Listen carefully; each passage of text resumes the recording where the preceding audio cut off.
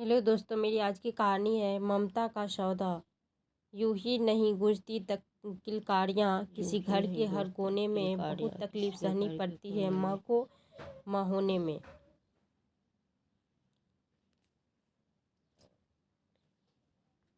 पिछले कुछ दिनों से चारपाई पर पड़े श्यामलाल जी की तबीयत आज कुछ ज़्यादा ही गंभीर हो गई थी।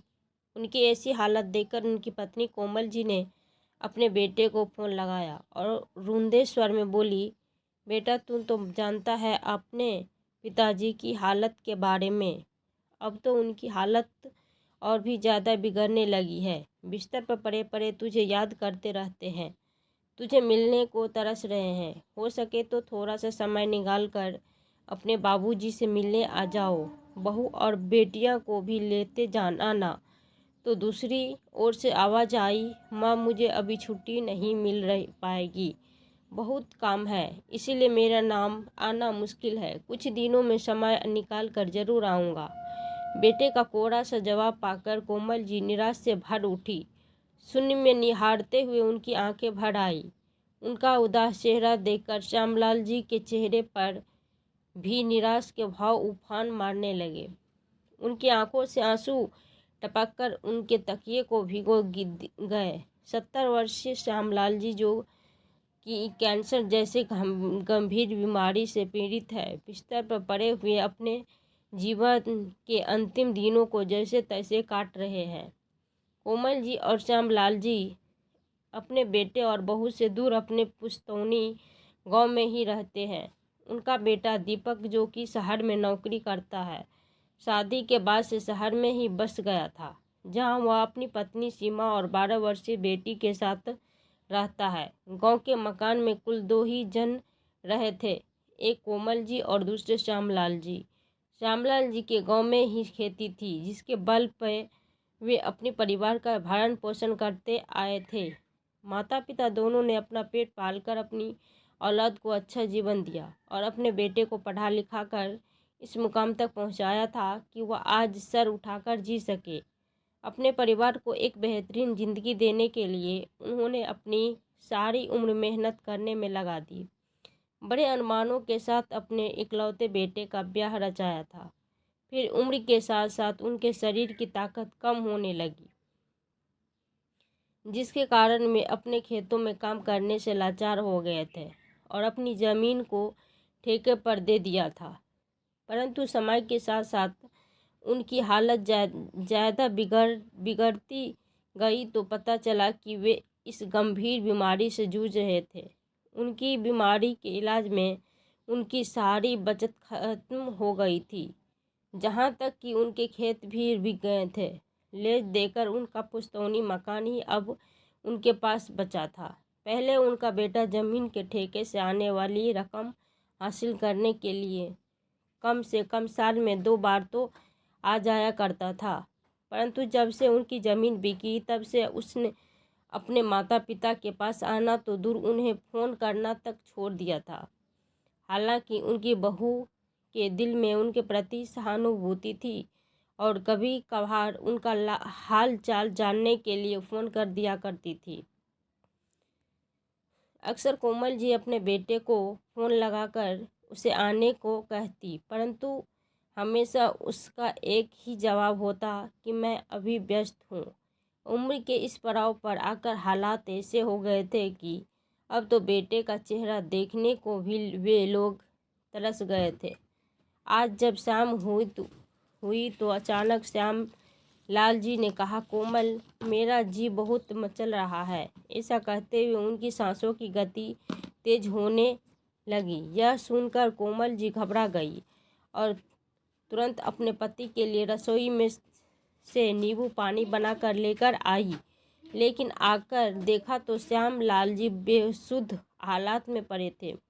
हाथ पाँव में जैसे जान ही नहीं थी। उनकी आंखें पथरा गई थी और मुंह खुला था और उसी समय उनकी गर्दन एक तरफ लुढ़क गई। कोमल जी को समझते देर न लगी कि अपने पति श्यामलाल जी उन्हें हमेशा के लिए छोड़कर जा चुके थे। कोमल जी की तो जैसे दुनिया ही उजड़ गई। घुटनों के बल बैठकर वह फूट फूट कर रोने लगी। आखिर श्यामलाल जी के अलावा उनका अपना ही कौन था। बेटे को तो अपने पिता की अंतिम संस्कार तक में आने का भी समय नहीं था। शाम तक इंतजार करते करते जब अभी सभी रिश्तेदार और गांव वाले थक गए तो श्यामलाल जी को अंतिम संस्कार के लिए शमशान लेकर जाया गया। वही उनका बेटा दीपक आनन फानन में वहां पहुंचा और अपने पिता के मृत शरीर को मुखाग्नि दी। अभी 2 ही दिन बीते थे कि वे दीपक अपनी माँ के पास आकर बोला कि मेरे ऑफिस में बहुत ज़रूरी काम है। उस दिन मैं भी बड़ी मुश्किल से छुट्टी लेकर आया था। जो होना था सो हो गया, उसे तो बदला नहीं जा सकता, लेकिन मेरा काम बहुत ज़रूरी है, इसलिए अब मुझे जाना होगा। कोमल जी गुमसुम सी बैठी हुई थी। उन्होंने न तो अपने बेटे को जाने के लिए कहा और न ही उसे रोकने के लिए कहा, बस एकटक शून्य में निहारती जा रही थी। परंतु गांव वाले और रिश्तेदार जो वहां इकट्ठे हुए थे, उन्हें इसकी बात सुनकर बड़ी हैरानी हुई। वे बोले, माना कि तुम अपनी ज़िंदगी में बहुत व्यस्त हो, परंतु माँ बाप के क्रियाक्रम का फल तो किस्मत वालों को ही मिलता है। माँ बाप ने तो अपना कर्तव्य निभाया है, अब तुम्हें भी अपना फर्ज निभाना चाहिए।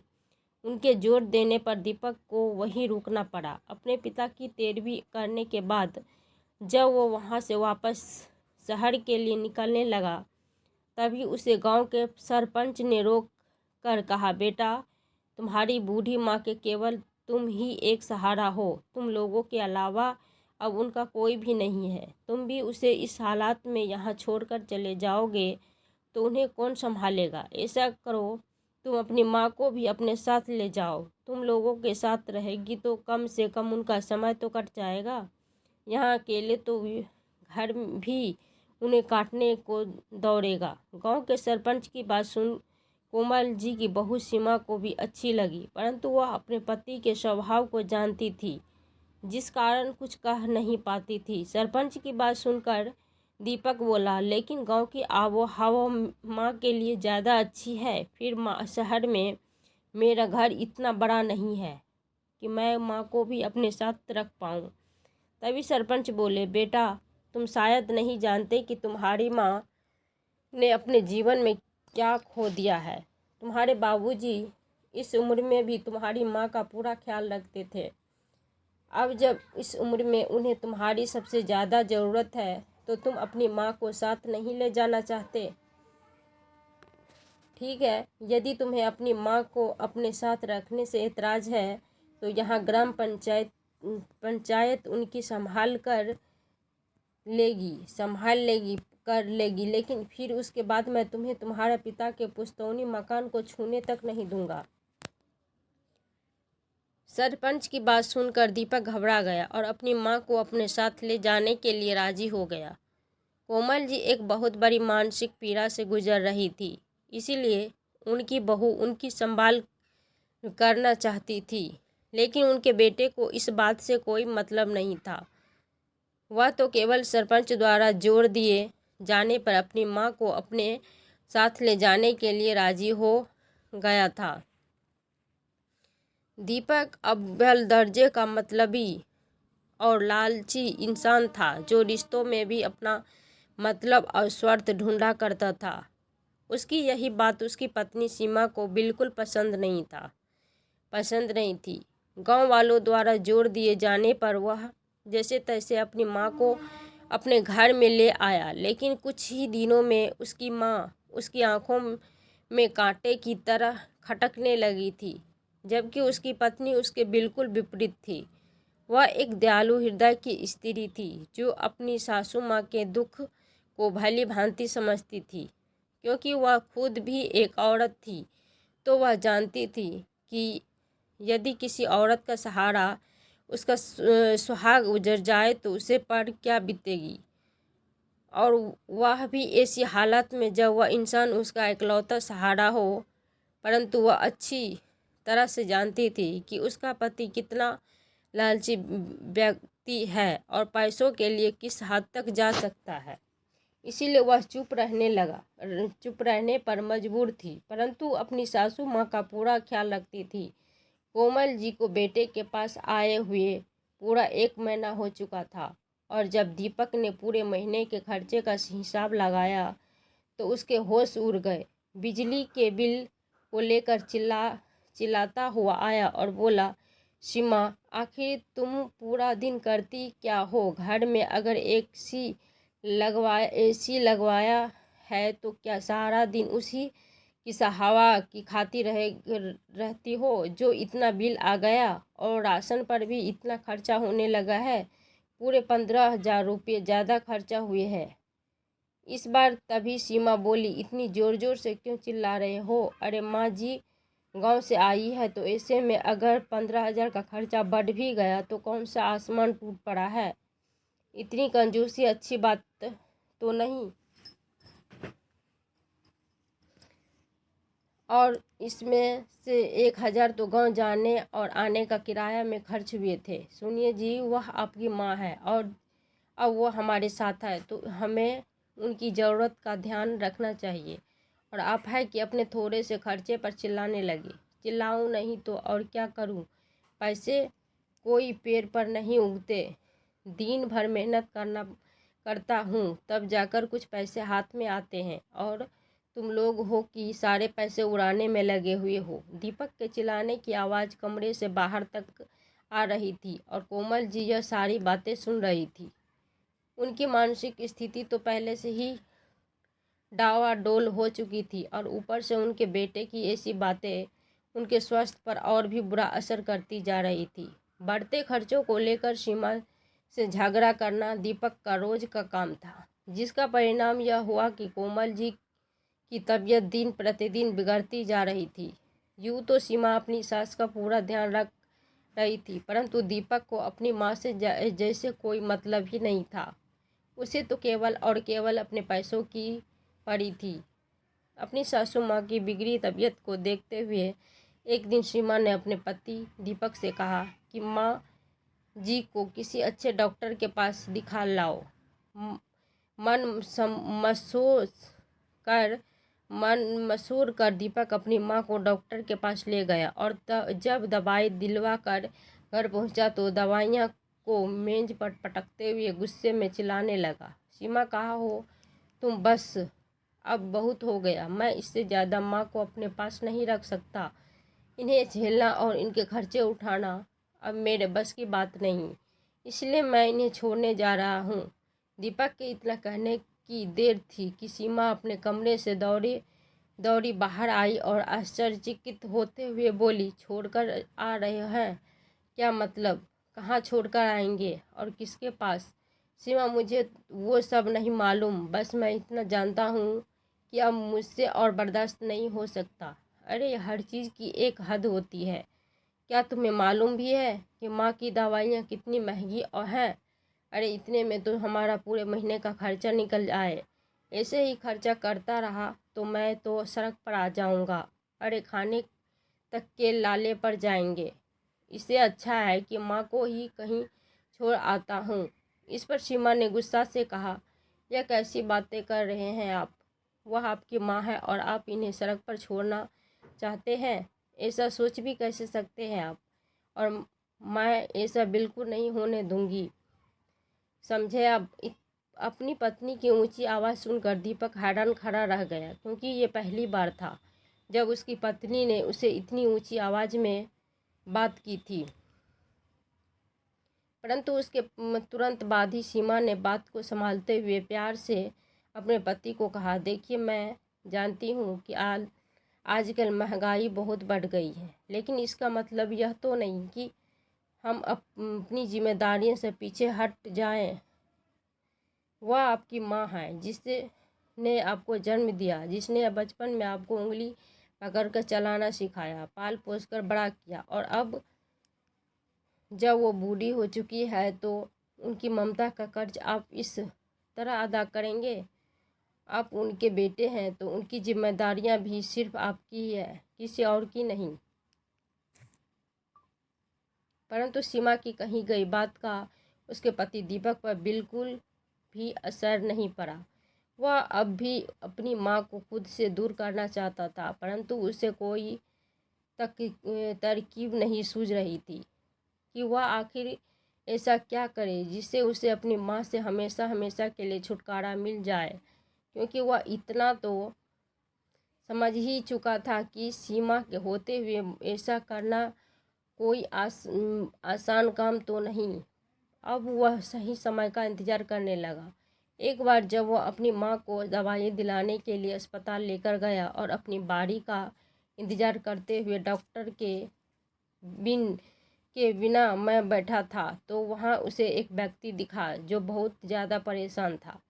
दरअसल उसकी माँ की दोनों किडनियाँ खराब हो चुकी थी, जिस कारण उन्हें किडनी ट्रांसप्लांट करवाने के लिए एक डोनर की ज़रूरत थी, परंतु उन्हें एक परफेक्ट डोनर नहीं मिल पा रहा था और उनके पास कुछ ही दिनों का समय था। डॉक्टर और उस व्यक्ति की सारी बातें सुनकर दीपक सुन रहा था। दीपक यह देखकर हैरान था कि वह आदमी अपनी माँ के लिए लाखों रुपये देने को भी तैयार था, ताकि कोई उसकी माँ को किडनी देने के लिए तैयार हो जाए। लेकिन कहते हैं ना, विनाश काले विपरीत बुद्धि। जैसे ही यह बात दीपक को पता चली तो उसके खुराफाती दिमाग में एक बहुत ही घटिया तरकीब आ गई। उसने जाकर डॉक्टर से बात की और कहा कि उसके पास एक डोनर है। उसने डॉक्टर से अपनी माँ के बारे में बात की, परंतु डॉक्टर ने कहा कि इस उम्र में माँ जी की किडनी निकालने से उनकी सेहत पर बहुत ज़्यादा बुरा असर पड़ सकता है। इसीलिए डॉक्टर ने उसकी बात नहीं मानी। तो दीपक ने डॉक्टर को किडनी के बदले मिलने वाले पैसों में से कुछ हिस्सा देने की पेशकश की। डॉक्टर को भी मालूम था कि वह आदमी अपनी माँ की जान बचाने के लिए डोनर को मुँह मांगी कीमत देने के लिए तैयार है, तो डॉक्टर ने भी लालच में आकर हाँ कर दी। उधर कोमल जी अपनी बीमारी के कारण पहले ही बेसुध सी रहती थी, लेकिन दीपक अपनी माँ को डॉक्टर की निगरानी में अस्पताल में ही छोड़कर चला गया, ताकि किडनी ट्रांसप्लांट से पहले जो भी चेकअप करना चाहते हैं आसानी से कर ले, क्योंकि डॉक्टर ने भी कहा था कि हम ऐसे ही किसी की किडनी निकालकर किसी दूसरे में ट्रांसप्लांट नहीं कर सकते। उसके लिए बहुत से चेकअप करने होते हैं और जब सारी रिपोर्ट देख ली जाएगी तभी पता चल जाएगा कि वह सही डोनर है भी या नहीं। इसीलिए दीपक अपनी माँ को वही अस्पताल में छोड़कर चला गया और जैसे ही वह घर पहुंचा तो सीमा उससे माँ जी के बारे में पूछने लगी, परंतु सीमा ने देखा कि उसका पति दीपक उससे नज़र चुरा रहा था। काफ़ी देर तो वह चुप रहा, परंतु जब सीमा ने कई बार पूछा तो उसने कहा कि जब मैं माँ जी को दवाई दिलवा कर आ रहा था तो माँ जी अचानक सड़क की दूसरी ओर चली गई। जब मैं उनके पीछे जाने लगा तो सड़क पर गाड़ियाँ आ गई और न जाने माँ जी कहाँ चली गई। सीमा को यह सुनकर बहुत अजीब लगा। वह बोली, कमाल है, आपकी उपस्थितियाँ में माँ अचानक कहीं चली गई और आप यहाँ आराम से बैठे हुए हैं। तो दीपक बोला, माँ तो मैं क्या करता, तुम्हें भी मालूम है कि 24 घंटे से पहले कोई भी पुलिस वाला कोई कार्रवाई नहीं करता। ऐसे में क्या करता, मैं उन्हें काफ़ी ढूंढा पर वह नहीं मिली। अब तुम ही बताओ मैं क्या करता। सीमा को अपनी सासू माँ की चिंता होने लगी। वह उस समय चुप हो गई, परंतु यह बात वह मानने को तैयार ही नहीं थी कि माँ जी अपने आप कहीं चली गई। इसीलिए कुछ देर उसने इंतज़ार किया। जब कोमल जी लौटकर नहीं आई तो सीमा खुद ही अपनी सासू माँ को ढूंढने के लिए निकल पड़ी, परंतु ढूंढते ढूंढते रात हो गई और कोमल जी का कोई आता पता नहीं था। अब सीमा 24 घंटे बीतने का इंतज़ार करने लगी, लेकिन जैसे ही अगली सुबह हुई, सीमा यह देखकर हैरान थी कि दीपक जल्दी जल्दी उठकर नहा धोकर तैयार हो गया और घर से जल्दबाजी में निकल गया।